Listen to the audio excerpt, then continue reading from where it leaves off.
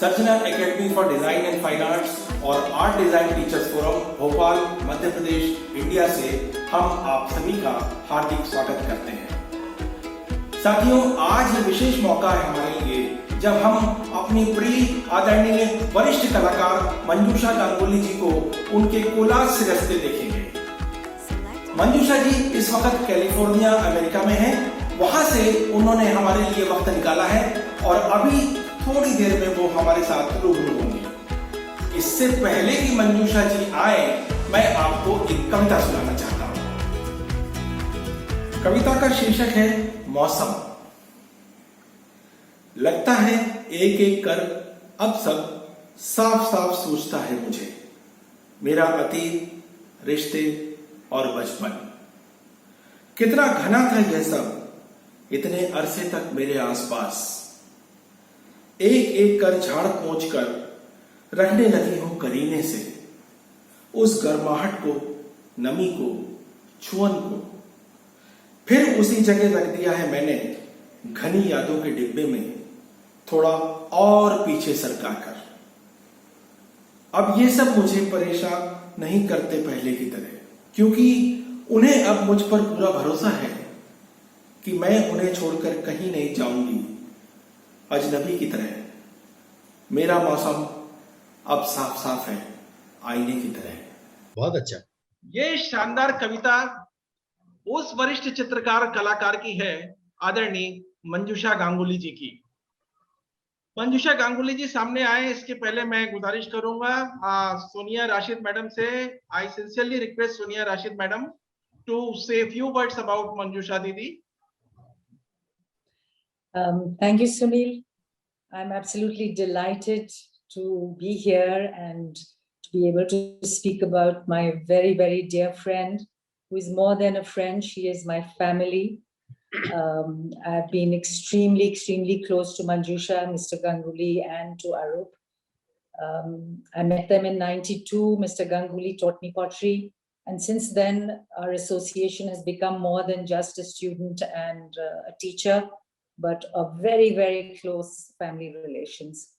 And I just want to introduce Manjusha not as an artist, but as an incredibly, because all of you know her as an artist, and Mr. Vinay will talk about her and her work. But I want to talk about her as the human being that she is, incredibly strong, with an incredible spirit to take on whatever life throws at her, and all that becomes so apparent in her art. To me, her art is ethereal and everything that she is, with depth and beauty and warmth. And I'm just so happy to be here with her, even though she's so far away. We're all close. And thank you, Sunil. Thank you, Mr. Shukla, for this opportunity. And I'm sure we're all going to really enjoy this evening. So all the best, Manjusha. Love you lots. Thank you so much, Sonia ma'am.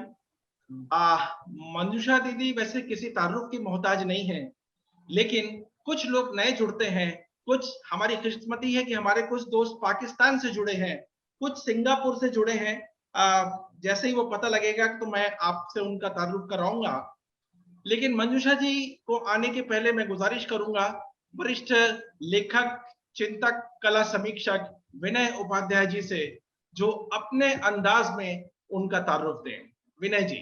सबसे पहले तो देश और दुनिया से जुड़ रहे सभी कला प्रेमियों का इस मंच पर हार्दिक स्वागत और शुक्रिया सुनील जी का कि जिन्होंने इस प्लेटफॉर्म पर, इस मंच पर मंजूषा गांगुली से, जो भोपाल से जोड़कर कहूं तो अब 7 समंदर पार की उस सरजमी पर हैं, जहां से वैसी मुलाकातें उनसे संभव नहीं है जैसे कि हमारी भोपाल में उनसे हुआ करती थी। लेकिन मंजूषा गांगुली के 40 बरस की अगर हम इस पूरी सृजन यात्रा को, उनके सफर को देखें, तो मंजूषा गांगुली इतने सारे कूल किनारों को तय करती हुई आगे बढ़ने वाली कलाकार रही हैं, जो एक साथ चित्रकार हैं, लेखक हैं और कवियत्री भी हैं। वर्सेटाइल आर्टिस्ट हैं। एक तरफ वो चित्रकार हैं, दूसरी तरफ हम ये देखते हैं कि वो कोलाज बनाने भी उनको महारत हासिल है।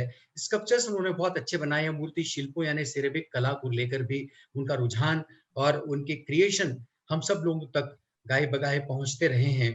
मंजूषा गांगुली कि अगर हम बहुत ही शुरुआती रुझानों को देखें, तो मुझे याद आता है कि वो 14 बरस की थी और 14 बरस की उम्र में एक बार उन्होंने रंगकर्मी नाना भाऊ दाते का एक पोर्ट्रेट बनाया था।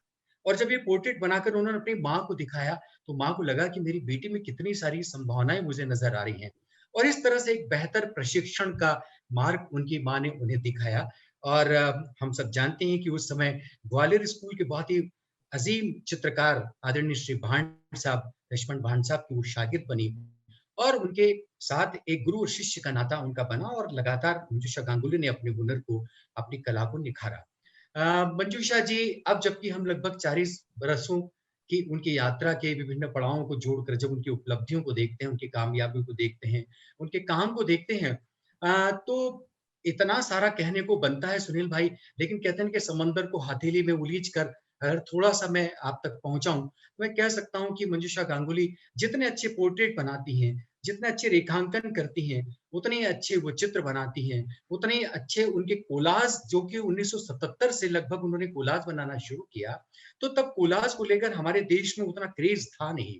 लेकिन उसके बाद भी इस कोलाज कला जो कि बहुत अछूती सी कला थी, उसको मुख्य धारा में लाने का श्रेय अगर हम बल्कि मध्य प्रदेश ही नहीं, बल्कि देश के कुछ चुनिंदा लोगों को अगर उसमें गिनना चाहूँ, तो उसमें मंजूषा गांगुली का नाम भी हम शामिल कर सकते हैं। मंजूषा जी की जो बौद्धिक कद है उनका, वो निश्चित रूप से इस अर्थ में हम बड़ा मानते हैं और व्यापक मानते हैं, क्योंकि मंजूषा गांगुली ने भोपाल में रहते हुए यहाँ के सांस्कृतिक पर्यावरण में न केवल चित्रकला के परिसरों में अपनी उपस्थिति बनाए रखी, इसी चाव साथ संगीत को सुनने जाती हैं, साहित्यकारों की जमात में भी उसी शिद्दत के साथ शामिल होती रही हैं। और इस तरह से अगर हम देखें तो रंगमंच तो बेनू जी उनके जो जीवन संगीत है और बेनू जी एक साथ रंगकर्मी भी थे, चित्रकला में भी रुचि रखते थे और हम ये जोड़ कर कहें कि ऐसा कहते हैं कि बिहाइंड एवरी सक्सेसफुल मैन एक स्त्री के जीवन में भी एक पुरुष की कितनी अहम भूमिका है। तो बेनू जी को भी मैं शिद्दत से याद कर सकता हूँ, जिन्हें व्यापक आसमान ढूँढने के लिए उन्होंने भरपूर मदद की और प्रोत्साहन दिया। मंजूषा जी ने सैयद हज़रत रज़ा की कला पर उन्होंने पीएचडी की उपाधि प्राप्त की। और देखिए क्या सुखद संयोग है कि मंजूषा जी को रज़ा सम्मान से सम्मानित किया गया। तो देखिए जिनके लिए उन्होंने बहुत शिद्दत से काम किया, शोध और अध्ययन की दिशाएं तय की, उन्हीं के नाम से मंजूषा जी को अवार्ड भी मिला। जहांगीर आर्ट गैलरी से लेकर देश और दुनिया की तमाम कला संग्रहालयों में, कला वीथिकाओं में उनकी चित्रकृतियां चस्पा होती रही हैं, प्रदर्शित होती रही हैं। कई सोलो एग्जीबिशन में, ग्रुप एग्जीबिशन में वे शामिल होती रही हैं एक चित्रकार के रूप में। इंडो चाइना कल्चरल एक्सचेंज का जो प्रोग्राम बना, उसमें जिन लोगों ने भारत से जाकर चाइना में अपनी उपस्थिति दर्ज की, उसमें मंजूषा जी भी शामिल थी और मंजूषा जी ने वहाँ कई दिन तक रहकर बहुत सारी कला वीथिकाओं का अध्ययन किया और अपनी कला का प्रदर्शन भी किया, लोगों से संवाद किया। इसी के साथ स्टेटफोर्ड यूनिवर्सिटी कैलिफोर्निया में भी मंजूषा जी गई और वहाँ के उन कला वीथिकाओं से भी, वहाँ के कलाकारों से भी एक रचनात्मक रिश्ता, रूहानी रिश्ता उन्होंने बनाया। यदि मैं मंजूषा जी के यात्रा के विभिन्न पड़ावों को बहुत तफसील से याद करूं तो ये वक्त छोटा पड़ जाएगा, लेकिन मैं आपको बता दूं कि भोपाल में रहते हुए मंजूषा जी ने बहुत सारे लोगों का स्नेह पाया, बहुत सारे लोगों की आत्मीयता उनकी झोली में आई और हम जैसों के हिस्से में भी उनकी आत्मीयता आई। और इस रिश्ते से जोड़कर अगर कहें तो एक बहुत अच्छा मैत्री का, एक दोस्ती का एक नाता, एक मानवीयता का नाता मंजूषा जी ने बनाया। हम सब जानते हैं कि हमीदिया महाविद्यालय के ड्राइंग और चित्रकला विभाग की वो विभागाध्यक्ष रहीं और कई सारे शिष्यों को उन्होंने तैयार किया। मैं एक छोटा-सा वाकया शेयर करना चाहूँगा कि जब मंजूषा जी यहाँ से विदा हो रही थी और जब स्वराज संस्थान संचालनालय की कला दीपिका में एक छोटा-सा कार्यक्रम था उनकी विदायगी का, उस समय मैं भी चश्मदीद था और मैंने देखा कि कितने सारे शिष्य, कितने सारे उन्हें चाहने वाले लोग उस शाम को उनके करीब चले आए थे। मंजूषा जी की आँखें भी पनीली हो गई थी, भावुकता उमड़ रही थी, लेकिन दरअसल एक सच्चे कलाकार की यही कमाई होती है। मैं मंजूषा जी को अपनी ओर से और इस प्लेटफ़ॉर्म की ओर से हार्दिक शुभकामनाएँ साझा करता हूँ और ये उम्मीद करता हूँ कि आज वो जिस तरह से भी हमसे संवाद करेगी, वो हमारे बहुत काम का होगा। मंजूषा जी, आप इस समय भारत की भूमि से बाहर हैं, लेकिन मैं ये महसूस करता हूँ और यकीन करता हूँ कि आपके भीतर हर वक़्त अपना हिंदुस्तान, यहाँ की ज़मीन और यहाँ की मिट्टी की महक आपके सीने में निश्चित रूप से बार-बार धड़कती होगी। बहुत-बहुत शुभकामनाएँ, आपका बहुत-बहुत स्वागत। जी बिल्कुल बिल्कुल, आ गई अपनों के बीच में। सुनील, बहुत बहुत क्या कहूँ मैं, बहुत अच्छा लग रहा है। भोपाल में फिर से लौट गई हूँ ऐसा लगने लगा है, और इस कार्यक्रम के लिए मुझे कुछ बहुत अधिक कुछ कहना था, पर बस मैं प्यार दे रही हूँ सबको। खूब अच्छा लग रहा है कि मेरे सारे चाहने वाले सामने हैं, ये जरिया आप हैं। मैं अपने कला गुरु श्री लक्ष्मण भांड सर को प्रणाम करती हूँ, जिन्होंने मुझे आज इस मुकाम पर पहुंचाया। दूसरी बात, उन्हीं के संग में मेरे पति बेनू गांगुली, जिन्होंने मुझे, जैसे कि विनय ने कहा, कि इतने इस क्षण मुझे उनकी याद खूब आ रही है, क्योंकि उन्होंने ही मेरे 40 वर्ष कला में जो मुझे डूबे रहने के लिए सार्थक बनाए, उनका मैं क्या कहूँ मैं, किसी को ऐसा धन्यवाद, कोरा धन्यवाद मेरे पास है नहीं। मैं जस्ट, मेरी सिहरन है, मेरा मन बहुत द्रवित है कि आज सब लोग मेरे सामने हैं, साथ में हैं। कैलिफोर्निया कुछ नहीं है हमारे भोपाल के आगे, बिल्कुल सही है। और क्योंकि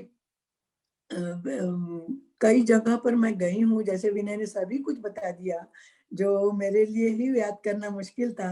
विनय ने भी मुझे इतना बढ़िया कवरेज दिया था, 2 पन्नों के अखबार में मेरे ऊपर इतना बड़ा लेख लिखा था, सारी डिटेल दे दी थी कि रमेश चंद्र शाह जी जो वरिष्ठ पोएट हैं, उन्होंने मुझे फोन करके कहा, अरे भाई ये विनय ने कितना सारा लिख दिया।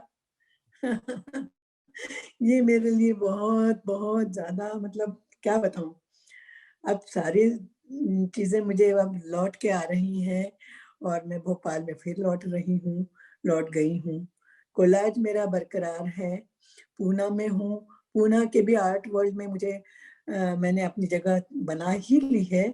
जैसा कि मेरा स्वभाव है कि मैं थोड़ी सी डैशिंग हूँ, तो मैंने महाराष्ट्र में भी अपने आप को थोड़ा लाइमलाइट में रख लिया है।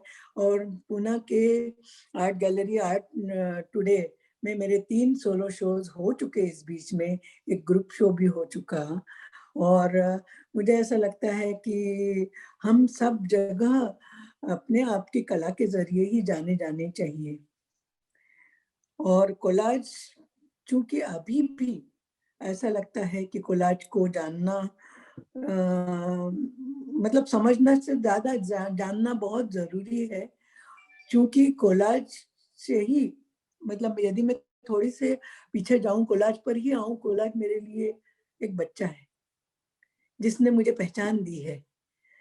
तो मैं कोलाज के बारे में थोड़ा सा बताऊं कि विश्व कला में आधुनिक कला की शुरुआत ही कोलाज से हुई।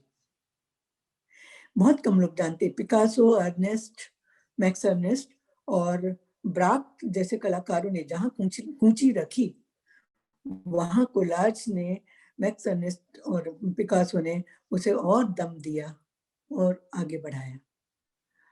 कोलाज मेरे हिसाब से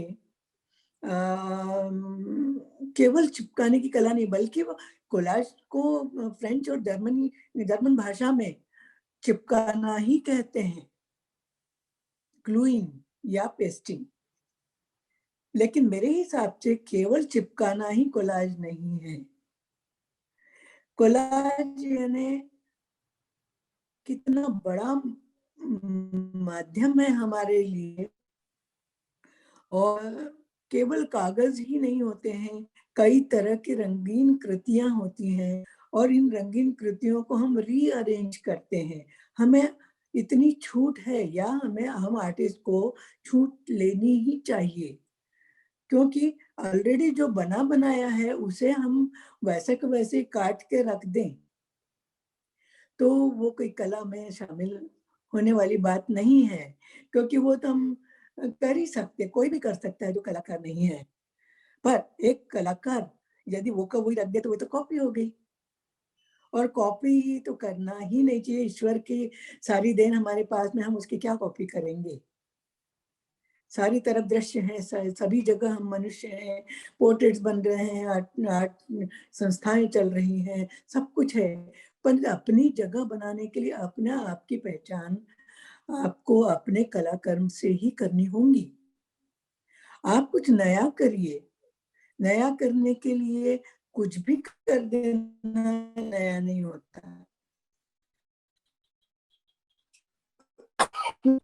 इसी कारण जब मैं सबसे पहले कला परिषद में मुझे प्रोग्राम ऑफिसर की जगह मिली, मुझे अशोक वाजपेयी जी का धन्यवाद करना चाहिए कि जिन्होंने मुझे कला से रूबरू ऐसा करवाया। तो उनके कारण मैं कला परिषद में शामिल हुई और वहाँ मैंने देखा बहुत सारे टेलीप्रिंटर के कार्बन पेपर्स और कार्बन पेपर्स की बहुत सारी सामग्री मेरे सामने थी। मुझे लगा ये तो ऐसे ही फेंक दिए जा रहे हैं, तो इसे मैं क्यों नहीं इस्तेमाल करूं। वहां से मुझे ऐसा लगा कि मुझे कोलाज जैसी विधा जो बिरली है, जो सबके साथ में से हटके है, तो उसे मुझे अपनाना चाहिए। तो मैंने कार्बन पेपर्स के आगे और पीछे के कलर्स को, जैसे ग्रे कलर के जनरली हुआ करते थे, काले और नीले रंग भी ज्यादातर होता था। उसके बाद मैंने जब कार्बन पेपर्स की खोज की कि इसके लिए मुझे मेरे सामग्री के लिए चाहिए था सॉरी, तो मैंने देखा कि अरे बहुत सारे रंगों के कार्बन पेपर होते हैं। सफेद रंग का भी होता है, पीले रंग का भी होता है। तब ये मेरे लिए बहुत बड़ी खोज थी और उसी समय मैंने कला के संदर्भ में कोलाज में कागजों का इस्तेमाल के साथ साथ कार्बन पेपर्स के बड़े बड़े हिस्सों को, इतने नाजुक होते हैं वो, जितने जल्दी से मुड़ जाते, इतने रिंकल्स आते हैं उनको मैं प्रयोग करने के लिए झिझकी नहीं। इतने सारे कार्बन पेपर मेरे सामने थे और वो मैंने 40 कोलाजेस पहले मेरे कार्बन कोलाजेस के शो कला परिषद में मैंने प्रदर्शित किए थे। वहां से मुझे एक कोलाज कलाकार के रूप में विशेष रूप से स्थान मिलना शुरू हुआ था। क्योंकि पेंटर सभी होते हैं, मैं अपने आप को बहुत बड़ी पेंटर नहीं मानती, क्योंकि मैं पेंटिंग का ABCD भी नहीं जानती, पर मैं कोलाज को लेकर जरूर मेरा प्रेम है कि मैं उसके साथ में खेलती हूँ। खेलना बहुत जरूरी है, डरना बिल्कुल नहीं चाहिए। हम कोई भी माध्यम अपनाते हैं, कोई भी चीज करते हैं, तो उस समय हमें ऐसा लगना चाहिए कि ये हमारे दोस्त है, हमें दोस्त बनानी पड़ेगी। नया क्रिएट करने के लिए फॉर्म्स वगैरह सब हमारे हाथ में है, हम उन्हें कैसे उन्हें रखेंगे, ये हमारे लिए बहुत बड़ी चैलेंजिंग तो चीजें हैं। तो कोलाज को लेकर भी अभी भी यही है कि अरे कोलाज क्या है, फाड़ाफाड़ी का काम है। पर मैं उसमें केवल फाड़ाफाड़ी नहीं दिखाती, मुझे ऐसा लगता है, और मैं उसमें एक कलात्मक एलिमेंट लाने की कोशिश करती हूँ। तो उसके कारण वो कोलाज जो है वो आर्ट फॉर्म बनता चला गया। मैं कलकत्ते गई थी, शांति निकेतन, वहां मेरा शो था। जोगेन चौधरी जी बहुत सीनियर आर्टिस्ट, जिन्होंने मुझे अपने भारतीय कला के कोलाज कलाकारों के नाम गिनाए, तो उन्होंने कहा कि मंजूषा एक भारतीय कोलाजकारों के बीच में से 5 कलाकारों के में से एक हैं। तो ये मेरे लिए बहुत बड़ा सर्टिफिकेट था। तो मैं अपने आप को एक कोलाज कलाकार ज्यादा मानती हूँ, मंजूषा गांगुली कोलाजिस्ट, ये मैं कहना नहीं भूलती। खैर सुनील जी, मैं अभी मैं कोलाज के बारे में तो थोड़ा बहुत बोल चुकी हूँ। क्या मुझे अब शुरू करना चाहिए? जी जी जी जी, शुरू कीजिए अब आप। हाँ जी, क्योंकि बातचीत का तो बहुत बड़ा हिस्सा आप लोगों ने भी मेरे सामने सबके लिए रखा ही है। कोलाज के लिए क्या चीजें जरूरी होती है, ये मैं बताना चाहती हूँ। एक तो कोलाज के लिए बहुत अच्छा सा आपको एक हार्ट सा पीस रेडी रखना चाहिए, करना चाहिए। मैं सफेद बहुत कम इस्तेमाल करती हूँ बैकग्राउंड, क्योंकि ग्राउंड कलर ही हमारे जो है वो हमें सपोर्ट करता है। और एक तो ये होना चाहिए, सिंपल क्लीन होना चाहिए। दूसरी बात, बहुत सारे पेपर्स हमारे पास होते हैं, मैगजीन्स होती हैं। मैं बहुत बहुत करके एक सेकंड, हाँ एक सेकंड, सॉरी, मैं टेक्निक, ये नेशनल ज्योग्राफी का इस्तेमाल करती हूँ। मेरे ख्याल से सुनाई दे रहा होगा। जी दे रहा है दीदी, बिल्कुल ठीक दे रहा है। अच्छा अच्छा अच्छा। तो ये नेशनल ज्योग्राफी के कई सारे रंगीन और बहुत सुंदर फोटोग्राफिक टेक्सचर्स मेरे कोलाज में काम आए। और इसमें ये नेशनल ज्योग्राफी को इस्तेमाल करने के लिए मुझे हमारे मध्य प्रदेश के बहुत सीनियर चित्रकार कोलाजकार अमृतलाल वेगड़ जी को मैं याद करना चाहूंगी। उन्होंने इन कागजों का इस्तेमाल किया था, लेकिन नेशनल ज्योग्राफी जब मैंने उन्हें बताया कि इस मैगजीन को यूज करिए, तो उन्होंने तो कमाल कर दिया कि उन्होंने 4 गोदरेज की अलमारियां नेशनल ज्योग्राफी की मैगजीन से भर दी। और ये इसलिए अच्छा लग रहा है ये पेपर कि जिसको इस्तेमाल करने के समय में मुझे बहुत सारा मेहनत मेरे फॉर्म्स को लेकर मैं कर लेती हूँ, लेकिन टेक्सचर और ये सब ऑलरेडी रेडीमेड मुझे जो मिल रहा है उसे मैं इन्हीं से जनरली लेती हूँ। लाइफ मैगजीन भी मेरे पास पुरानी रही है, आजकल लाइफ मैगजीन मिलना बहुत मुश्किल है। अब शायद संग्रहालय में ही देखना पड़ेगी उस मैगजीन को, तो उस बड़े बड़े, पर मुझे छोटे छोटे कागजों का ही इस्तेमाल करना मेरी मजबूरी है। दूसरी बात ये है कि क्योंकि बड़े पेपर्स यदि हम कागज पे इस्तेमाल करते हैं तो उसमें वो बात नहीं थी, मेरी दृष्टि से छोटे छोटे फॉर्म्स में आती है। छोटे छोटे कागजों को मैं हाथ से फाड़ती हूँ जनरली, कैंची बहुत कम इस्तेमाल करती हूँ, नहीं के बराबर, क्योंकि मेरा हाथ, मुझे लगता है कि मैं अपना जैसा चाहूँ फाड़ सकूंगी। और उसमें जो व्हाइट हिस्से जो छूटे हैं, जैसे ये ये जो मैं फाड़ रही हूँ, ये जो आगे और पीछे करके फाड़ती हूँ, ये कभी आगे फाड़ती हूँ, कभी पीछे फाड़ती हूँ। इससे क्या होता है, वो जो व्हाइटनेस जो है साइड की, वो कभी आती कभी नहीं आती। ये ध्यान रखना चाहिए, हर जगह हमें वो व्हाइट चीजें जैसे कि एक डिजाइन कर दे वैसा नहीं होना चाहिए, ये मेरा अपना मानना है। तो वो कोलाज में अपना आर्टिस्टिक एलिमेंट अपन ला सकते हैं। अब ये तो चीज हो गई, मैंने अपने मटेरियल की बात कर ली। मैगजीन्स बहुत सारी इस्तेमाल करती हूँ। और दूसरी बात, मैं ट्रेसिंग पेपर, कार्बन पेपर के साथ साथ ट्रेसिंग पेपर भी इस्तेमाल करती हूँ। तो ट्रेसिंग पेपर अपने यहाँ बहुत मात्रा में है, व्हाइट ट्रेसिंग पेपर होता है। और ये पेपर जो है, ये यहाँ पर ही मैंने कैलिफोर्निया में सिंथेटिक ट्रेसिंग पेपर मुझे मिला और मैंने इसका अब इस्तेमाल करना शुरू किया है, जो मेरे लिए बहुत बहुत बड़ी नेमत है कि ये मेरे लिए रिंकल नहीं लाता। रिंकल आना यानी शैबीनेस। साफ सुथरा सुंदर काम करने के लिए हमें जितना नीटनेस होनी चाहिए, हमारे हर तरह से होनी चाहिए। हम रंगों का के लोग हैं, रंग हम चाहे जैसा इस्तेमाल करेंगे तो उसके क्वालिटी पर हम शायद इग्नोरेंस ज्यादा करके दिखा लेते हैं, वो नहीं होना चाहिए। खैर, अब मैं अपना, आप लोगों के सबका इस प्रोग्राम में मेरे कोलाज के थोड़े से चीज को मैं दिखाना चाह रही हूँ कि पिकासो पिकासो ने जिस तरह से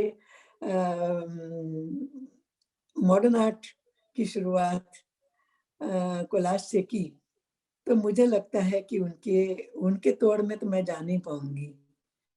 पर कोलाज को मैं अपनी तरह से जान से जी जान से प्यार करती हूँ।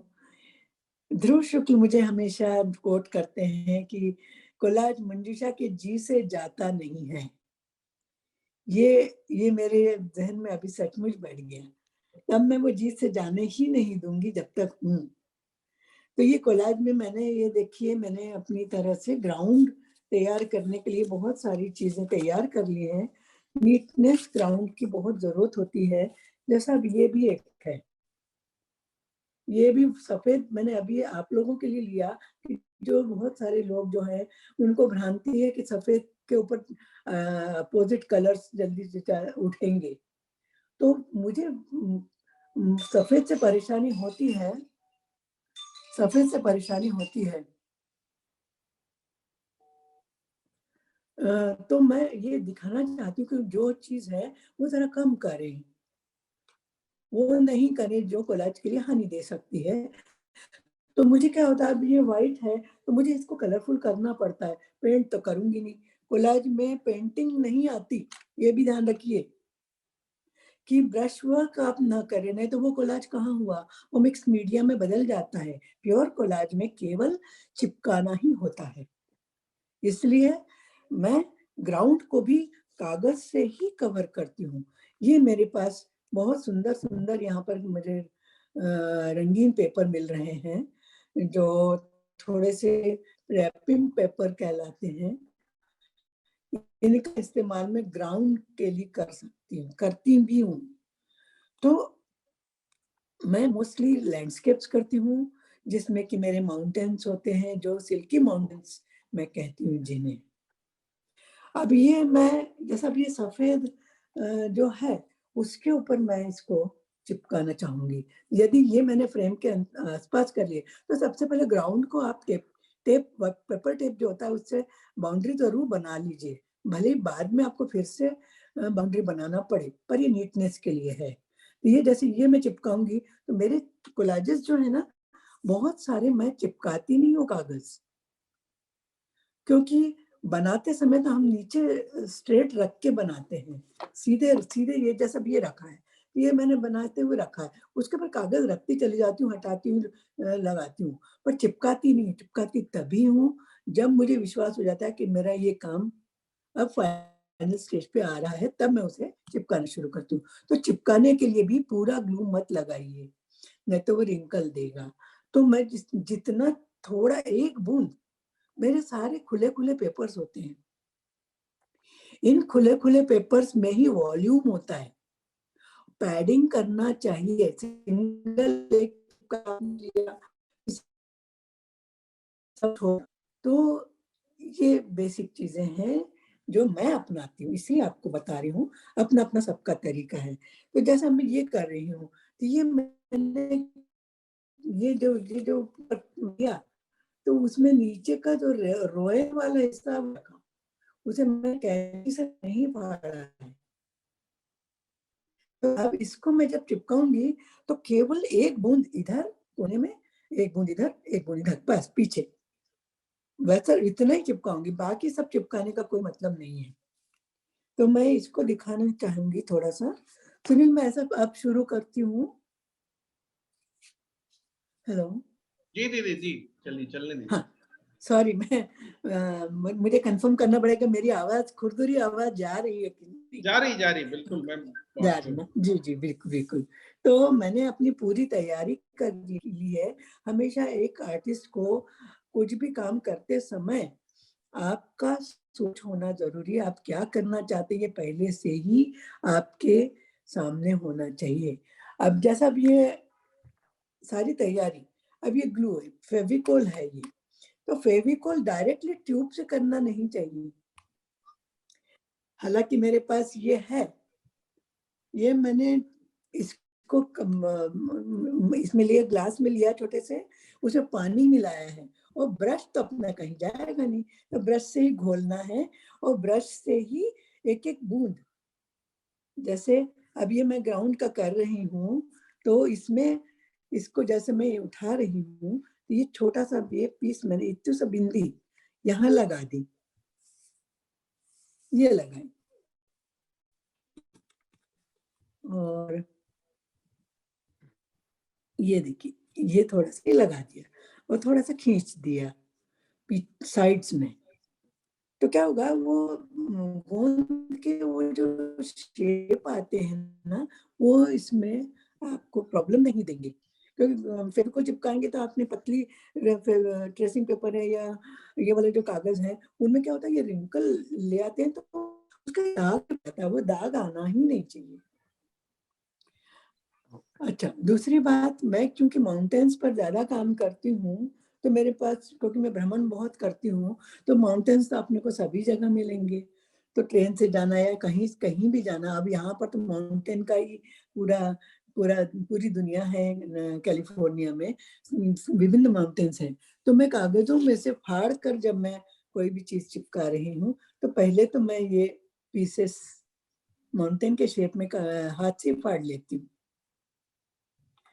अभी चूंकि मुझे इस पर रख कर देखना है, ये मुझे लग रहा है मैं ठीक साइड में हूँ कि नहीं, यहाँ मुझे आपको दिख रहा है कि नहीं, मैं कैसे देखूं? सुनील, दिख रहा है ठीक से? दिख रहा है दीदी। अच्छा, तो क्योंकि ये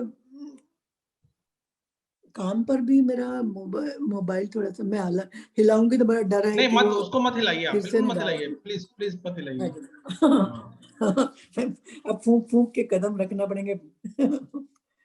तो मैंने ये दूसरा कागज भी अपने कैनवस पे ले लिया है, जिसमें कि मुझे नीचे का रंग भी कवर होना है, क्योंकि मेरे पास, मैंने आपको बताया कि ग्राउंड कलर में कोई पेंट तो करने वाली नहीं, वो करना भी नहीं चाहिए, तो मैंने उसमें ग्राउंड में नीचे ही मैंने कागज उसके अकॉर्डिंग पहले से तय रखा था और इसे मैंने अरेंज कर लिया है।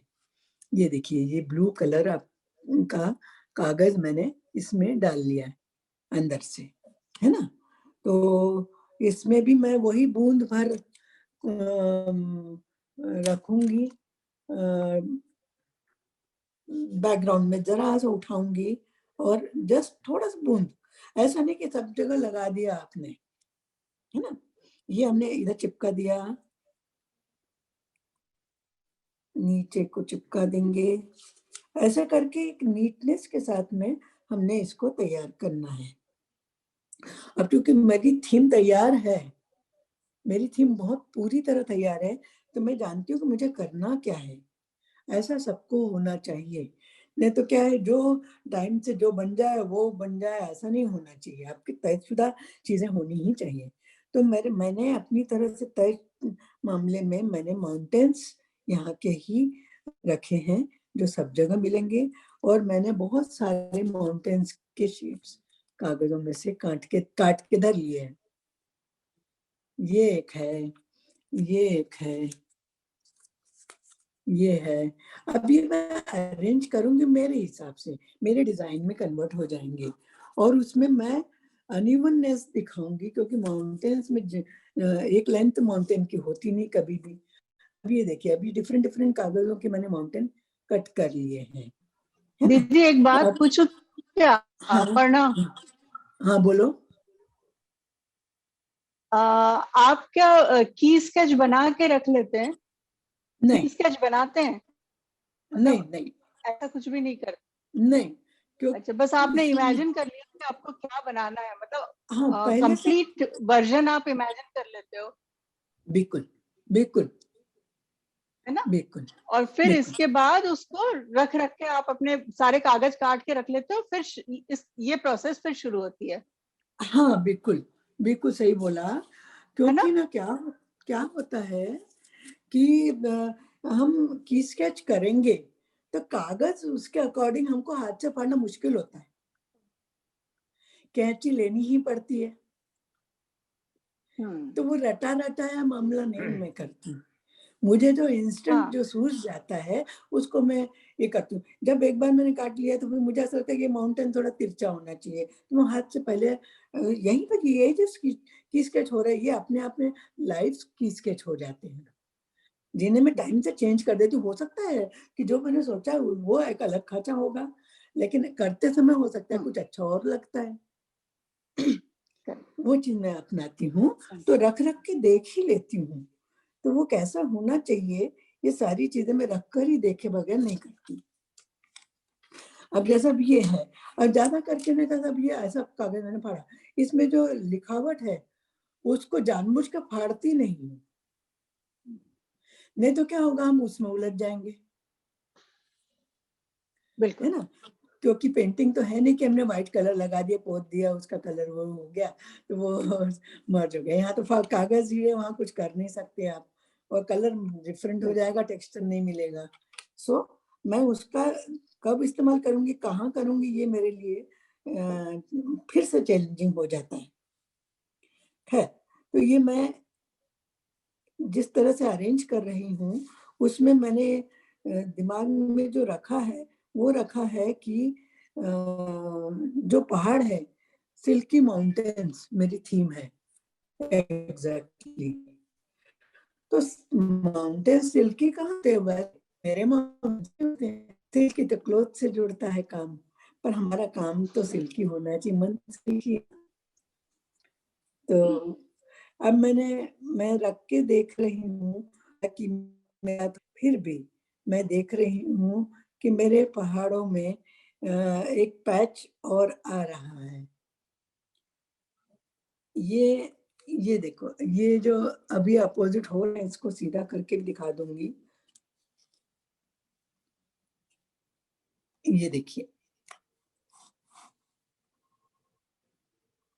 ये आप लोगों के लिए देखने के लिए अभी कर रही हूँ, क्योंकि वो ढीले हैं, बिल्कुल चिपकाए गए नहीं है तो गिर जाएंगे, है ना। तो ये मुझे थोड़ा सा वर्टिकल मेरे को करना बहुत मुश्किल हो गया, टेक्निकल, तो मैं अब ऐसा ही दिखा पाऊंगी। तो ये मैं अरेंज कर रही हूँ अपने जो माउंटेन्स, मुझे जो समझ में आए, मुझे जो अच्छे लगे, वो मैं उनका इस्तेमाल कर रही हूँ। पीछे सरका सरका के देखने के लिए अभी न चिपकाना ही बेहतर है, और उन्हें मैं अरेंज कर रही हूँ।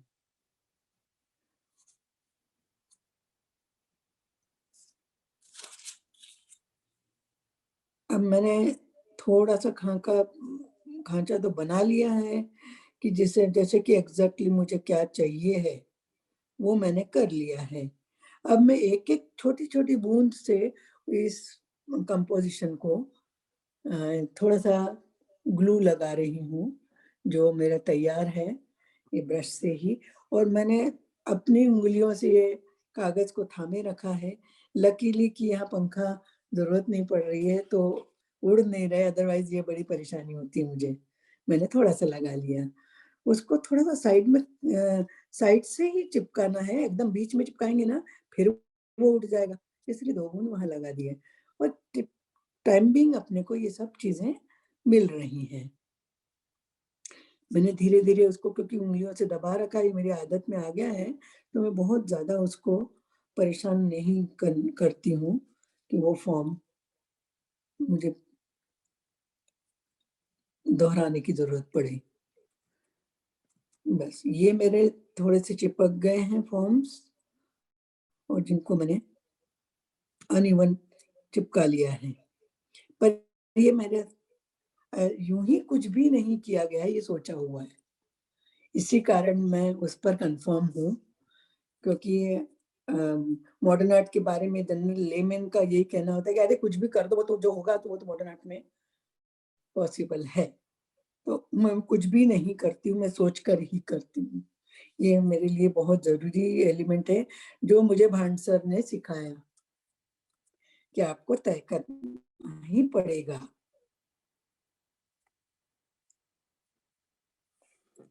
और लैंडस्केप में पर्सपेक्टिव भी होता है, और ऊपर नीचे। अच्छा, मेरे पास ये भी है कि मेरा आसमान मैं खुद बनाऊंगी। मेरा आसमान नीला नहीं हो सकता हर बार, मेरा आसमान लाल भी है, और लाल मेरा एनर्जी का कलर है। ये देखिए, ये मैंने फिलहाल ग्राउंड कर लिया है। मेरे ख्याल से सब देख पा रहे होंगे, देते हुए करूंगी।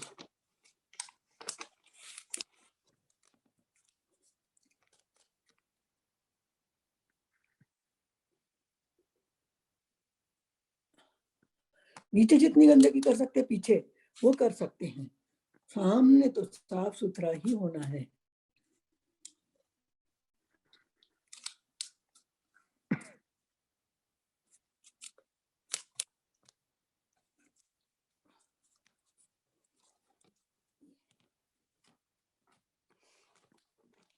अब ये मेरे ग्राउंड को मैंने बना लिया है। इसके बाद मेरे पास मैंने कुछ ये जो सिंथेटिक पेपर है, ट्रेसिंग पेपर, उसको मैंने अब हाथ से नहीं फाड़ा क्योंकि ये हाथ से ये फटते नहीं है। ये भी बड़ी दिक्कत है, टेक्निकल चीजों को भी उनके हिसाब से यूज करना होता है, करना चाहिए मेरे ख्याल से। तो मैं उसको इस्तेमाल कर रही हूँ और ये मैंने कुछ फॉर्म्स अपनी तरह से काट के रखे हैं, जैसे जैसे ये है, ये पेड़ के शेप में है, जो मैंने अपने एक चित्र पर रखना है, रख के देखना है कि वो मुझे कैसे दिखाई देंगे।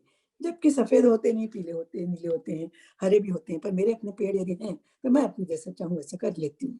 तो उनका डोलना बहुत जरूरी है, उनका हिलना बहुत जरूरी मेरे चित्रों में। तो उनको मैं ओवरलैप करती हूँ ताकि सफेद का सफेद के साथ में जो सुंदर टोनल वैल्यू है उसका यूज क्लियर हो सके। अभी मैंने कुछ पेड़ भी अपने हाथ से छोटे छोटे काट के रखे हैं, जो कागजों के हैं, हाथ से फाड़ने के हैं, तो वो छोटे होते हैं। तो छोटे पेड़ पहाड़ियों पे होते ही हैं, तो थोड़ा थोड़ा मैं इसके, क्योंकि ये खुला हुआ है, उसमें मुझे इंसर्ट करने में कोई दिक्कत नहीं जाने वाली। आगे पीछे में थोड़ा बहुत यूज कर लेती हूँ।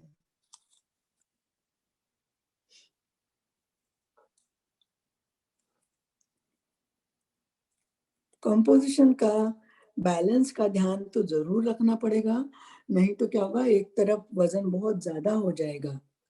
उस वजन को हमें कहाँ और कैसे इस्तेमाल करना है, ठीक करना है, ये हमारी कला की समझ का बहुत बड़ा हिस्सा है।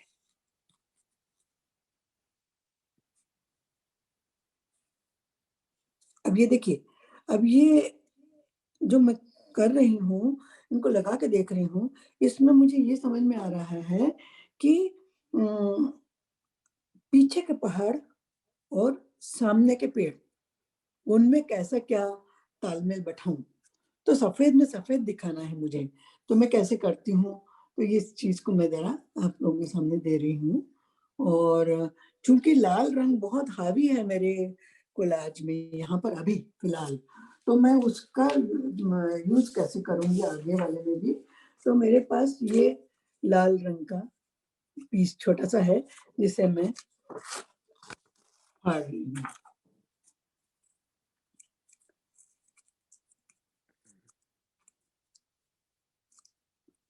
ये कहीं कहीं यहाँ पे भी आने चाहिए, नीचे भी जाने चाहिए, ऐसा लगता है मुझे, क्योंकि वो जब तक अपन रंगों को रिपीट नहीं करते हैं तब तक कंपोजिशनल वैल्यू जो है वो क्लियर हमको दिखाने के लिए मुसीबत होती है अदरवाइज।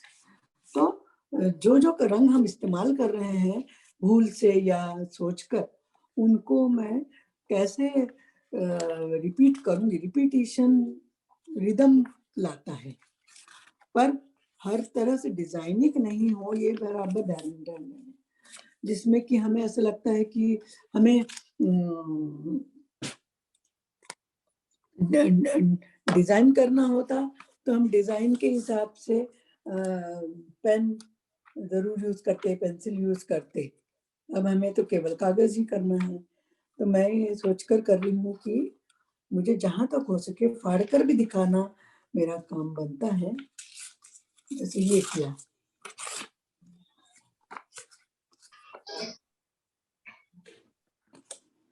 जैसा भी ये है। दीदी ये पेन स्टैंड थोड़ा हटा दीजिए सामने से। हाँ हाँ, सॉरी सॉरी सॉरी। जी हाँ हाँ, जैसा भी ये मुझे लाल रंग यहाँ का चाहिए नीचे, ये वाला दिख रहा है ना, तो इसको मैं कभी ऐसा फाड़ूंगी, कभी ऐसा फाड़ूंगी, सब जगह मुझे व्हाइट दिखे ऐसा मेरे लिए बिल्कुल जरूरी नहीं। तो मैंने इसमें से यह पेड़ का ही शेप लिया, पर लाल रंग का पेड़ नीचे आना ही चाहिए, और जब व्हाइट निकालना होता है तो अपोजिट फाड़िए, अपोजिट फाड़िए। ये देखिए ये मेरा पेड़ बन गया। तो जो इसको मुझे यहाँ यूज करना है, ये देखिए। तो बहुत थोड़ी जगह चटकीले रंग का इस्तेमाल होना चाहिए, पर मैंने चूंकि बहुत चटकीला रंग, लाल रंग जो थोड़ा सा वर्मिलियन क्रिम्सन मिक्स्ड है, क्योंकि कागज का टेक्सचर है, तो उसमें वो चटक नहीं होगी, मतलब खटकने वाली चटक नहीं होगी। तो वो मैं करके देख रही हूँ। ये मैंने कर लिया है, और मुझे अब इनको थोड़ा थोड़ा चिपकाना है। अब मैं इनको पकड़ पकड़ के चिपका रही हूँ।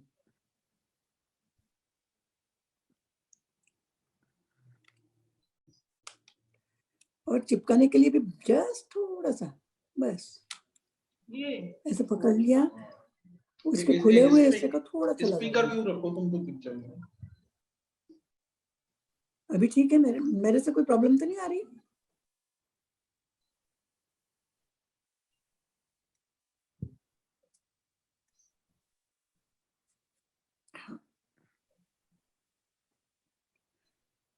गलती से यदि अपना फेविकोल उस पर लग भी गया तो तुरंत पोंछना है, ऐसा ना हो, क्योंकि फेविकोल जल्दी सूख भी जाता है। तो वो क्या होता है कि सूखने के बाद उसका इतना जबरदस्त फॉर्म बन जाता है, और अपने हाथ का मैल, उंगली का भी मैल उसमें रिंकल ला देता है।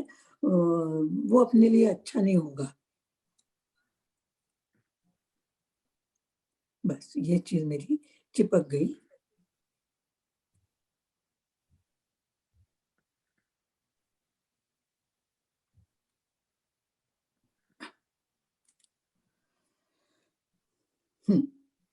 अब मुझे ये पेपर चिपकाने हैं, क्योंकि अब अभी तो मुझे थोड़ा सा तो लगाना पड़ेगा ग्लू, क्योंकि बहुत साइड में व्हाइट के ट्रेसिंग पेपर पे लगा सकती हूँ, पर जब मेरे फ्रेम होता है तो कांच ही जो है वो मेरे कोलाज के कागजों को संभाल लेता है, तो उसका बहुत बड़ा रोल है। इसी कारण अब मुझे ऐसा लगता है कि मेरे कोलाजेस को यदि मुझे कहीं अब यहाँ जैसे अमेरिका में मुझे शो करना है, तो उस समय मुझे कोलाज के लिए मैंने बहुत बड़े बड़े साइज के, जो मतलब वॉल टू फ्लोर सीधे सीधे लटकाए जा सके, ऐसा मैंने कोशिश की है कि वैसा मुझे बताना है। वो मैं करूंगी निश्चित ही। देखिए अब ये मैंने ये तो कर लिया। अब हमारे पास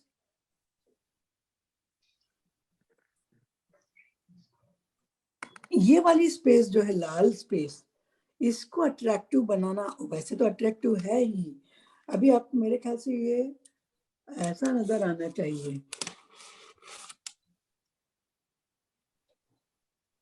इज इट क्लियर? हाँ सुनील? जी दीदी दिख रहा है, लेकिन वो आप उस टेबल पे रख दीजिए, ज्यादा अच्छा दिख रहा है उसमें। अच्छा, नहीं मतलब मैं जी उसके जी न टप हाँ चिंदियां चिंदियां टपक नहीं रही, ये सब ये भी जी जी मुझे देखना होगा ना। जी जी जी तो जी जी मैंने थोड़ा थोड़ा चिपकाया है।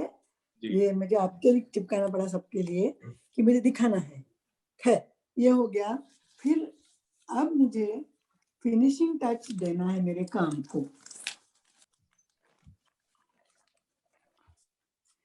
बहुत छोटे पीसेस होते हैं, उन्हें थोड़ा सा बहुत केयर करना पड़ती है।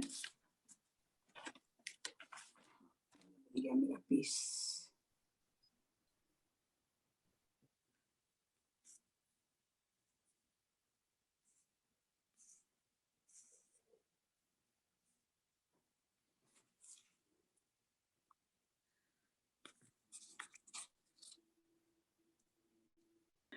छोटा छोटा पोर्शन जो है थोड़ा मुश्किल होता है इनको सॉल्व करना। ये कर दिए मैंने। अरे निकल जा रहे हैं।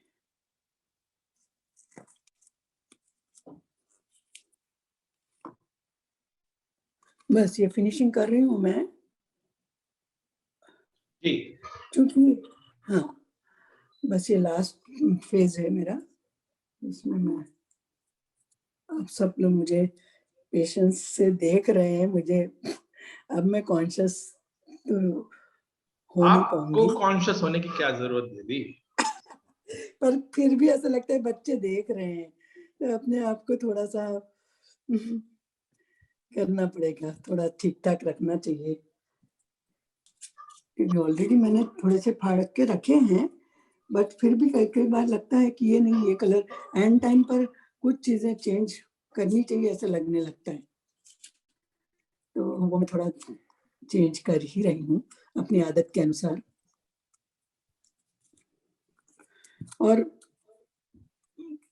पेड़ों के रंगों को तो वो तो मेरे चित्र के बैकग्राउंड का को कैसे मैं उभारूंगी उसके अकॉर्डिंग रहते हैं, जो कि नेचुरल कलर वो रहे ऐसा जरूरी नहीं मेरे इसमें, मैं नहीं समझती।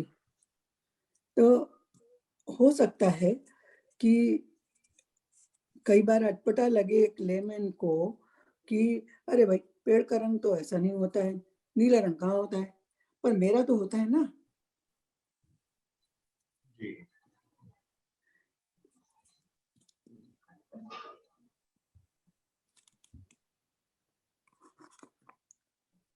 सुनील, टाइम का ख्याल रखना भाई, मेरे को मालूम नहीं है अब। हाँ जी जी जी, अब आप वाइंड कर रही हैं, बस इसके बाद में कुछ दो चार कुछ सवाल हो जाएंगे, 4-5, उसके बाद फिर। हाँ हाँ, बस बस हो गया, फाइंड अप हो ही गया। जी ये जी। मेरा इतना सा बचा है जिसको कि मैं 2-3 कर लेती हूँ बस। उमा खान जी लिखती हैं कि आपको देखकर, आपकी आवाज सुनकर बहुत ही अच्छा लग रहा है। हाय उमा, उमा कैसी हो बेटा? ये सब बच्चे मेरे प्यारे प्यारे बच्चे हैं, जिन्होंने मुझे इतना प्यार दिया है। हर साल का 40 साल मेरे बच्चों के बीच में जो गुजरे एक टीचर के, तो यही उपलब्धि होती है। हाँ, तो ये मैंने बिल्कुल इन लोगों से बहुत कुछ सीखा है, जिनने मुझे उन्हें पता ही नहीं है कैसे कैसे मैंने ये इन लोगों से सीखा। अपर्णा का ग्रुप था, वो इतना प्यारा। एक तो कमला नेहरू स्कूल से सप्रे मैडम के सानिध्य में ये लोग सब सीखे हुए लोग हैं।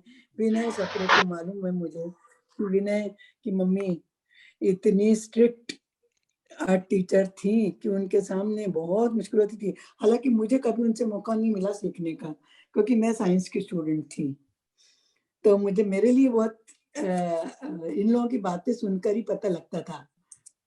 सुषमा दीदी वहीं की पढ़ी हुई हैं, मनीषा मैडम वहीं से पढ़ी थी, तो इन लोगों के अनुभवों को मैं सोचती हूँ कि हाय भगवान, सप्रे मैडम के साथ में पढ़ती तो शायद है कि मेरा हाथ रियलिस्टिक काम में तो डेफिनेटली थोड़ा ठीक ठाक हो जाता। मैं अपना तरह से रियलिस्टिक नहीं करती हूँ, तो मुझे मैं अपने आप को बचा लेती हूँ वैसे, क्योंकि एब्स्ट्रैक्ट आर्टिस्ट को ये सब चीजें गुर आ ही जाते हैं अपने आप को ठीक कैसे एडजस्ट करने के।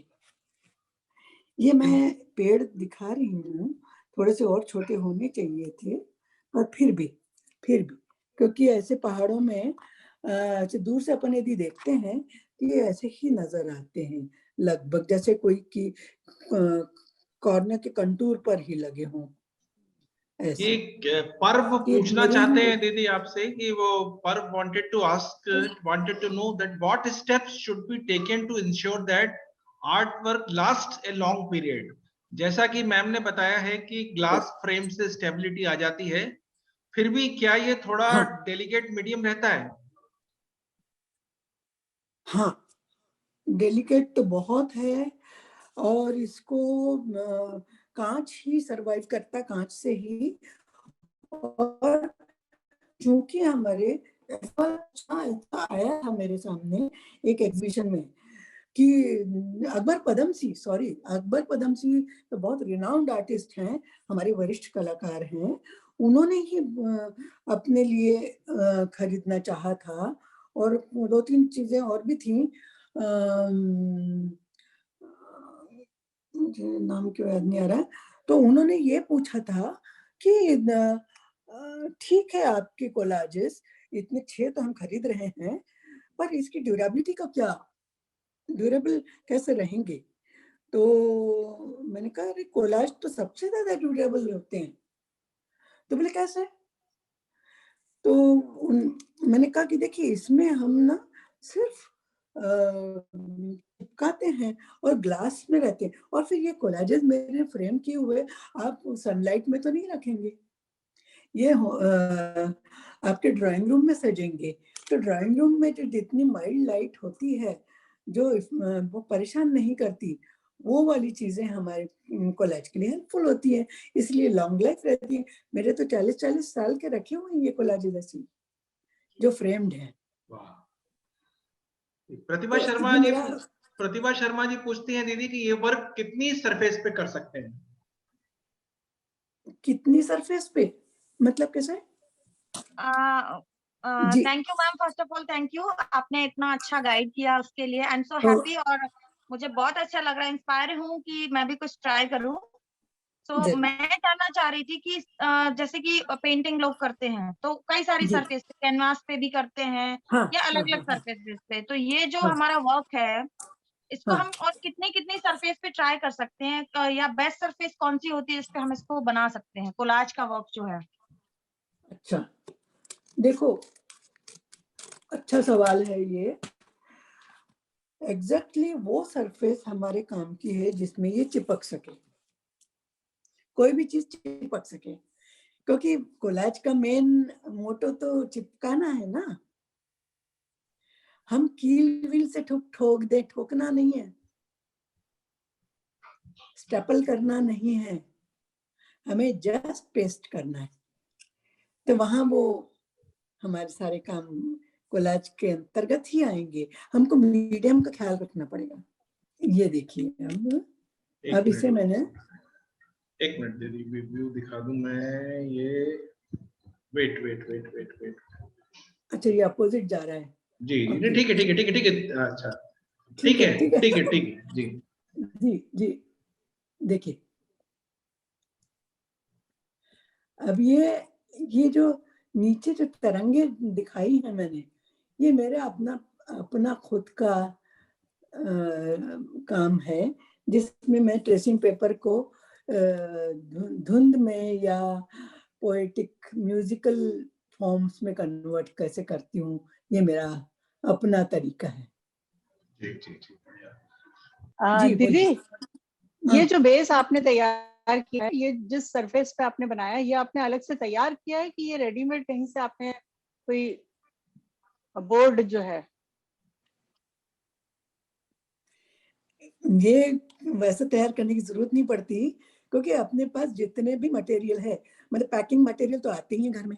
अच्छा अच्छा, मतलब इवन थर्मोकोल के ऊपर भी आप शीट नहीं थर्मोकोल चिपका के कभी आप कर सकते हो? नहीं, नहीं ना? थर्मोकोल पे नहीं करती मैं वो, क्योंकि वो थोड़ा सा बहुत डिफिकल्ट हो जाता है उसको हैंडल करना। तो हमारे पास तो स्केचबुक का सबसे लास्ट वाला गत्ता होता है, मैं तो अच्छा अधिकतर अच्छा। उसका ही इस्तेमाल करती, बहुत सारी भर जाती हैं, तो पिछला वाला क्या काम का, तो वो मैं उसको निकाल लेती हूँ। तो और फिर क्या होता है ना, हम कोलाज कलाकार जो होते हैं ना, वो जरा जुगाड़ू जरा ज्यादा रहते हैं, दिमाग में दूसरी चीजें रहती हैं। तो जैसे फिल्में भी देखती हूँ ना मैं, कोई सी भी फॉरेन की हो चाहे अपने देश की भी हो, तो मैं वो स्टोरी और डायलॉग वालॉग से कोई लेना देना नहीं अपना। अपन तो उसमें से कैसे उन्होंने अरेंज किया, क्या क्या किया, कैसा झुकने से वो कैसा लग रहा है, उसको मैं कट करूंगी तो कैसा लगेगा, यही मैं देखती हूँ। ये देखो स्केचबुक का लगता है। वाह वाह, बहुत सुंदर। ये स्केचबुक है अपनी, है ना। और इसके पिछले वाले बाकी के बीच के पन्ने तो कई बार पेंट कर करके निकाल दिए, कहीं कुछ कर दिए, तो ये बच गया अपना। तो ये मैंने डॉग के ऊपर किया था कि चांद पर भौंकता कुत्ता, जोगेन चौधरी का एक चित्र था।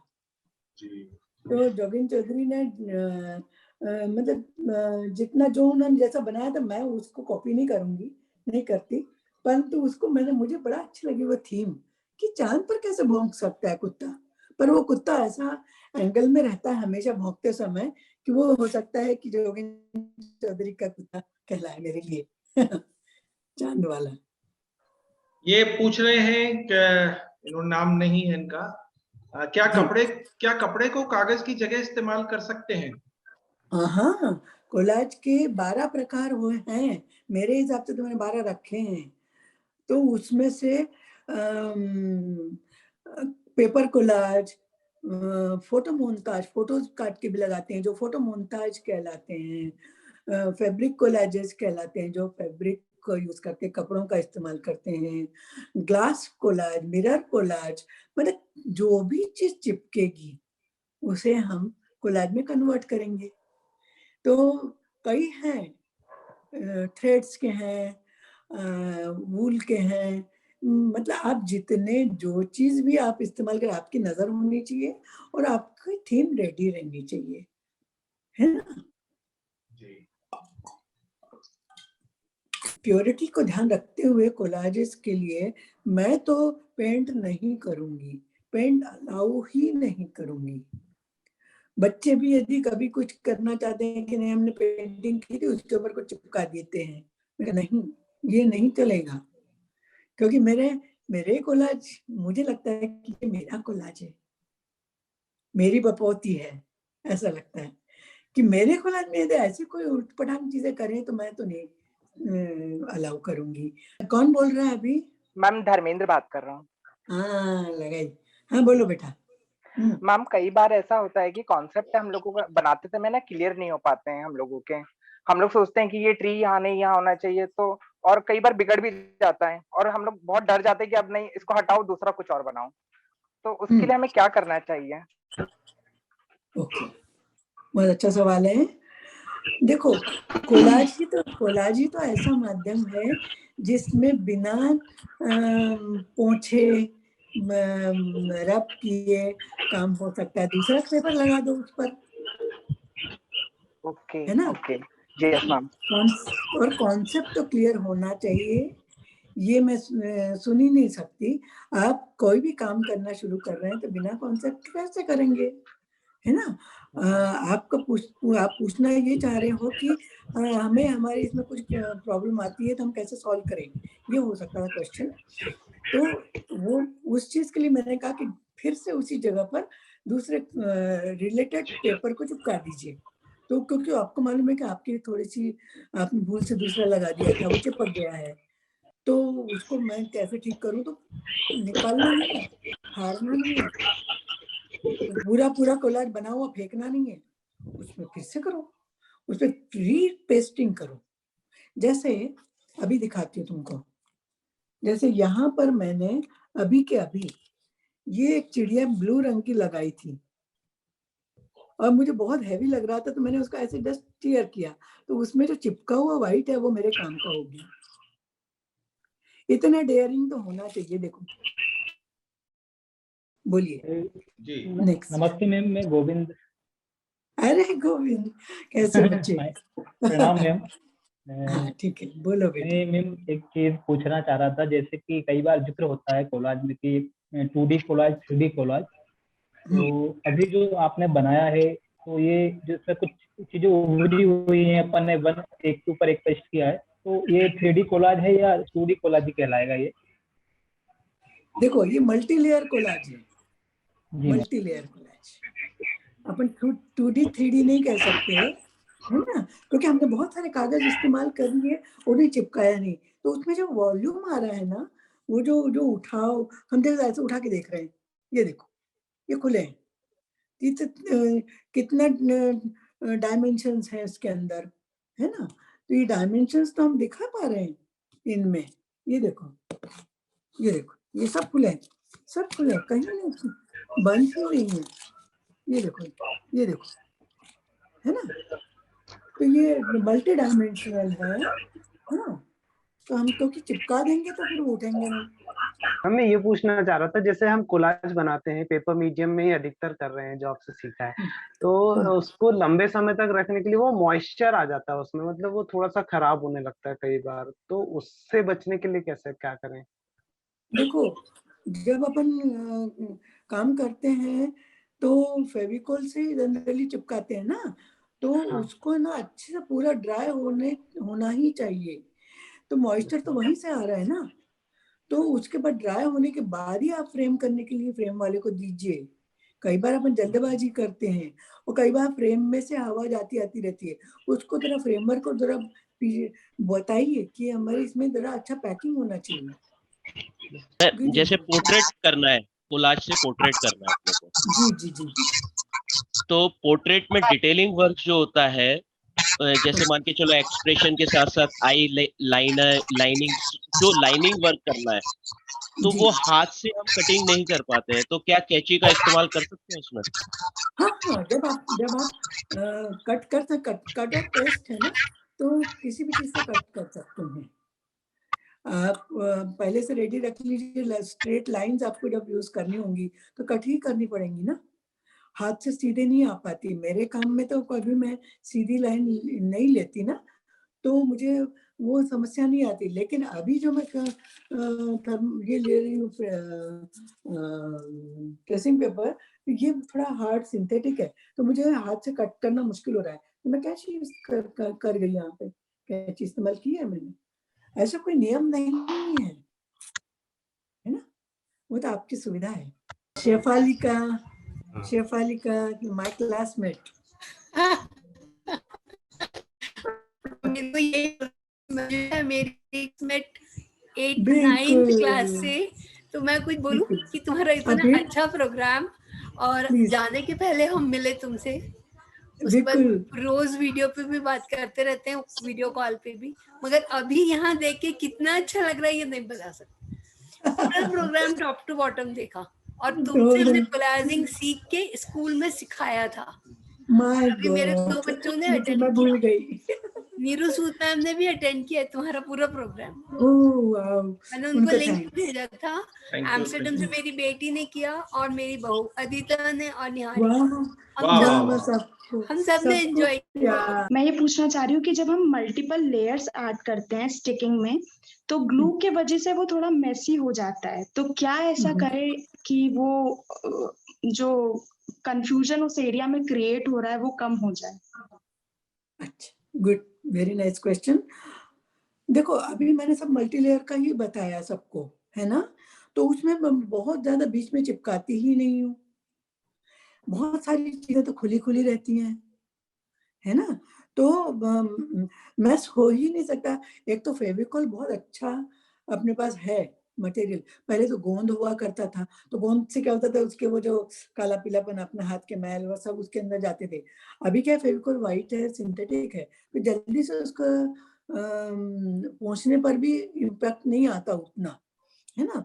तो मल्टी लेयर करते समय हमको खुले खुले रखने होते हैं, उनको पूरी तरह चिपका देंगे तो फिर वो मैस तो हो ही जाना है। ओके मैम, जितने जगह पे नेसेसरी उतना ही स्टिक करें। हाँ, एक बूंद मेरे लिए आधा बूंद भी काफी होता है, क्योंकि फेविकॉल इतनी अच्छी कंपनी ने बनाया है कि मतलब उसका तो मैं शुक्रिया अदा कर रही हूँ कि भाई मेरे लिए बहुत काम का है, कि जिसमें थोड़े में काम चल रहा है वो। Thank you. एक आधी बूंद मेरे लिए सफिशिएंट है। अब आखिरी सवाल लेते हैं हम लोग। We are taking to the last question. Who is going to ask? जी, excuse me sir. Hello, I am Sudha here. Wait. I am on video. हाँ जी। You can see my pictures. Sudha? Yes. My God. I am proud of you, Manjusha. Thank you. You are Thank you. great, मेरी great. Classmate रही है सुधा। सुधा मेरे पास आते MA किया है हम लोगों ने। अरे वाह। वाह, 2 क्लासमेट्स। जी। पहले से ब्रिलियंट स्टूडेंट थी ये। जी जी जी। Thank you Sudha, thank you, thank you. ठीक है, ओके, थैंक यू। जैसे मैम इसमें आपने जो बनाए है पहाड़ों का सीन लिया है, तो उसमें थोड़ा सा ग्रीन पार्ट दिख रहा है, हाँ तो इसमें कुछ नेसेसरी है कि जैसे आपने पेड़ व्हाइट कलर से बना दिए हैं, जब हम पोर्ट्रेट बनाते हैं तो जरूरी है कि स्किन कलर के लिए या स्किन टोन जो हमें बनाना है बॉडी पार्ट, वहां पे स्किन पेपर ही लेना है, हम डिफरेंट कलर से ट्राई कर सकते हैं? कलर का कुछ बाउंडेशन है? बिल्कुल ही नहीं, क्योंकि यही तो मजा है कोलाज का कि हम अपने मन के राजा होते हैं। हमें लगता है कि जैसे अब मेरा आसमान तो लाल कहाँ होता कभी भी, आप लोग जनरली देखेंगे तो नीला होना चाहिए ना, यस, है ना? तो फिर वो तो हम तो पूरी तरह से प्रिविलेज लेंगे, ये हमारा हक है ना? ओके, तो हम फ्री रहते हैं कलर चॉइस के लिए, नॉट बाउंडेड कि स्किन टोन के लिए हाँ स्किन लेना है या पेड़ के लिए ग्रीन लेना है? बिल्कुल कुछ नहीं है, एकदम फ्री हैं। और जैसा मैंने बीच में ऐसा लगा मुझे कि मुझे ऐसा लग रहा है कि कुछ मैंने अपने इसमें ये कर दिया, तो मैंने इसको फिर से फाड़ दिया। ये मेरा मेरा ये देखो अभी खुला रह गया, तो इसमें वॉल्यूम बन गया। देखो ये देखो, ग्रीन को मैंने फाड़ दिया यहाँ, तो ये जो आया ना, ये व्हाइट जो आया, इसकी कंटिन्यूटी बन गई यहाँ। तो हम समय समय चीजों को चेंज भी कर सकते हैं।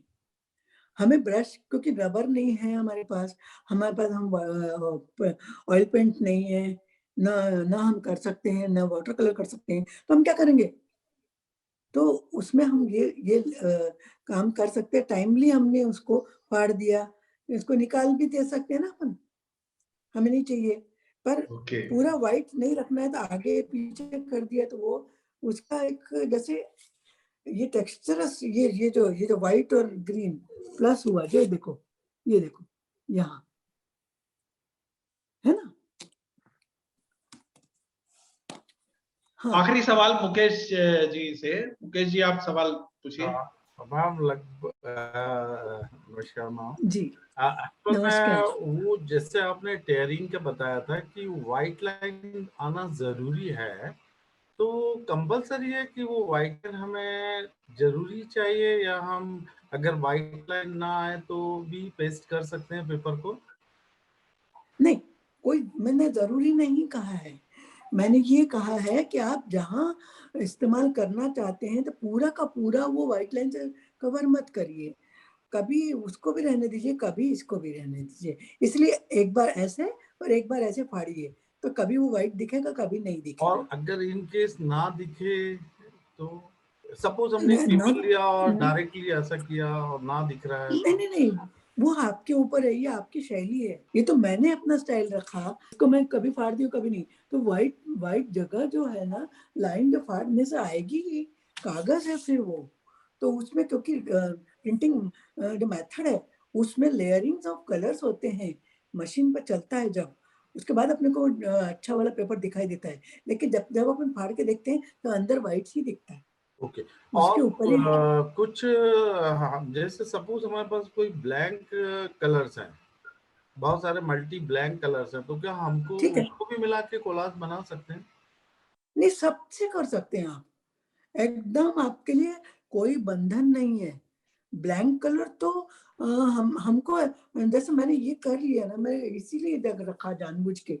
ये देखो इसमें जब मैंने लाल रंग, देखो ब्लैंक ही है ना, है ना? तो ये ब्लैंक तो है, परंतु मैंने उसको सुपर इम्पोज किया दूसरे से। तो बहुत वो रंग के नीचे रिपीटेशन भी हमने किया लाल रंग से, वरना वो ये यदि छुपा देंगे अपन तो वो ऊपर का अलग दिखेगा, नीचे का अलग दिखेगा। तो कंपोजिशनल हमारे पास पूरी वैल्यू होनी चाहिए, तो हम ब्लैंक और इसकी कोई परवाह नहीं करेंगे। हमारे पास बहुत सारे छूट हैं, पेंटर तो मेरा क्रिएटिव पेंटर को तो कोई रोक नहीं सकता। मैं एक चीज बहुत इंपॉर्टेंट बताना भूल गई हूँ, कोलाज एक ऐसा भी माध्यम है जिससे आप अर्न कर सकते हैं।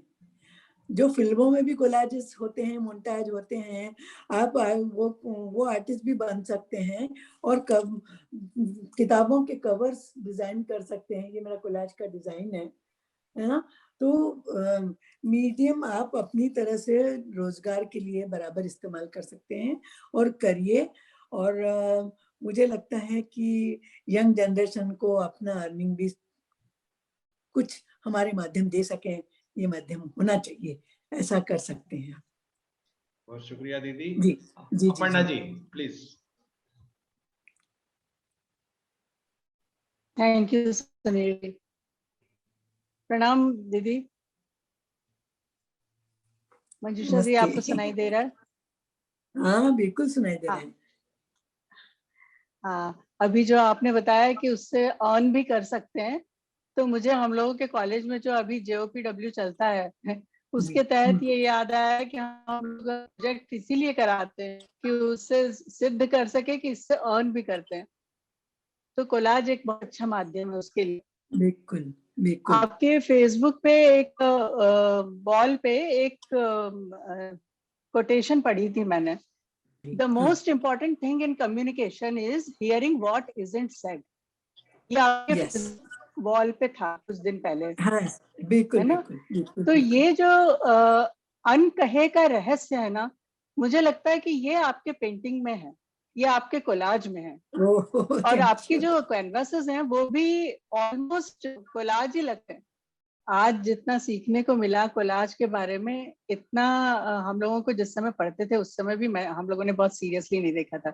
Thank you so much. आपसे हम लोगों ने न केवल पेंटिंग सीखा या एक विजन डेवलप करना सीखा, देखने का एक नजरिया डेवलप किया आपने हम लोगों का।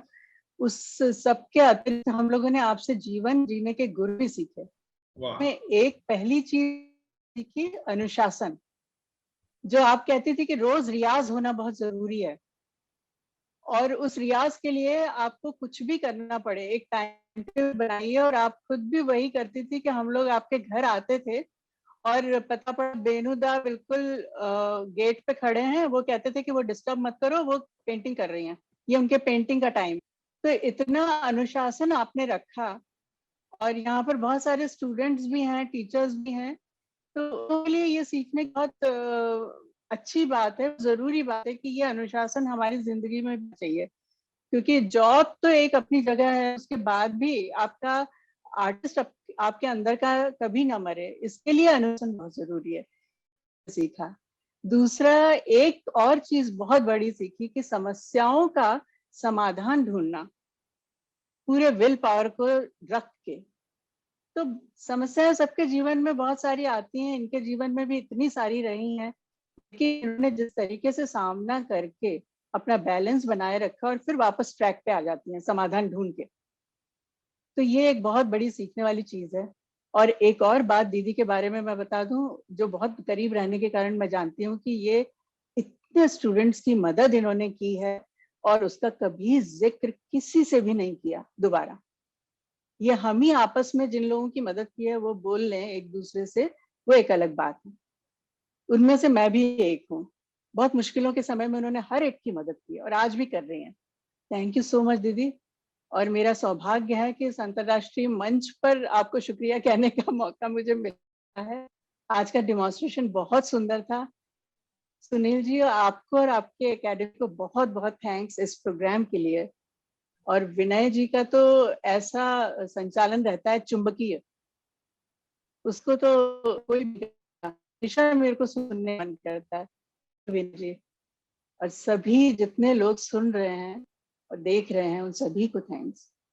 बहुत बहुत धन्यवाद आप सभी का कि आप लोगों ने इस कार्यक्रम को, इस शानदार कार्यक्रम को सफल बनाया। इतनी बड़ी संख्या में, इतनी रात में सब लोग विश्व के विभिन्न कोने से इकट्ठा हुए, यहाँ मौजूद रहे और मंजूषा जी के कोलाज को सिरे से देखा। हम आप सबके बहुत आभारी हैं, विशेष रूप से आर्ट टीचर्स के, स्टूडेंट्स के, कि आप सब यहाँ पे मौजूद रहे। हम विशेष आभारी हैं आदरणीय मंजूषा गांगुली जी के, सोनिया राशिद जी के, अपर्णा अनिल जी के और विनय उपाध्याय जी के। इसके साथ उन सभी के जिनके अथक प्रयास के बिना ये कार्यक्रम सफल नहीं हो पाता। बहुत बहुत धन्यवाद।